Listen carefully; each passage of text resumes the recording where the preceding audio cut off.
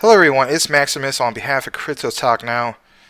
Kwon has made recent news yet again, and this time around it's actually due to his first ever interview since the events of what happened with the Terra Luna collapse, UST, the whole 9 yards.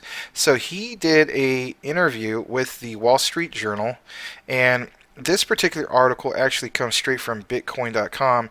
But what I like about it is it just highlights the key moments of that interview. Again, if you want to check out the entire interview in its entirety, you're more than welcome to on a Wall Street Journal's site. So, for instance, Do Kwon explains he's devastated by the Luna collapse, says there's a difference between failing and fraud. But another thing I was going to show you guys basically is like this. He tells the Wall Street Journal that he was probably a billionaire when Luna tapped an all-time high before the collapse, but lost a great portion of his net worth following the aftermath. Another key takeaway is when he was interviewed by the two reporters from the Wall Street Journal, he basically told them that everything that happened basically doesn't bother him. It would sure as the heck bother me if it happened to me. I'm sure it bothers all those investors, 99% of them, or 100% of them, I should say, that lost 99% of the value of their Terra Luna. But nonetheless, he states that it doesn't bother him. He says, quote, he lives a fairly frugal life. Goes on to also mention that he does want to apologize. He says he's sorry for the losses the investors took from the fallout. At least he addresses that. He says, I've been devastated by recent events and hope that the families who've been impacted are taking care of themselves and those that they love.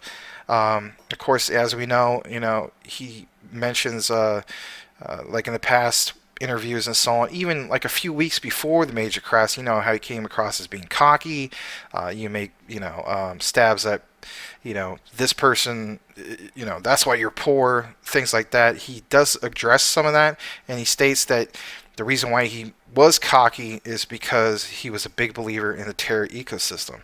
Well, obviously you're not too much of a believer in that particular ecosystem if you went ahead and built a brand new one, hence Terra 2.0. But last but not least, one thing I want to bring to you guys is this quote right here. To me, in my humble opinion, this is where he basically admits that the whole thing was a gamble. He literally took a gamble. Kind of like how we're taking a gamble on what?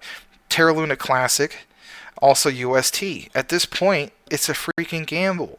So listen to this. Quote, I made confident bets and made confident statements on behalf of UST because I believed in its resilience and its value proposition. Adding, he said, quote, I since lost these bets, but my actions 100% match my words. There's a difference between failing and running a fraud. Well, guess what? Look at this. Confident bets. What are bets? Any way you want to look at it, making a bet is a gamble. So, do you guys feel at this point we're actually investing in Terra 2.0? Do you feel as though that we are investing in Luna Classic? Or heck, you might be in part of the minority, one of the few people who are out there investing in USTC. Do you feel as though that those are actual investments at this point? Or do you feel as though those are quote-unquote bets? Is this all gambling? Or is this an actual investment? Like, comment, and subscribe if you haven't done so already. But I want to hear from you guys. Do you feel as though this is all gambling at this point?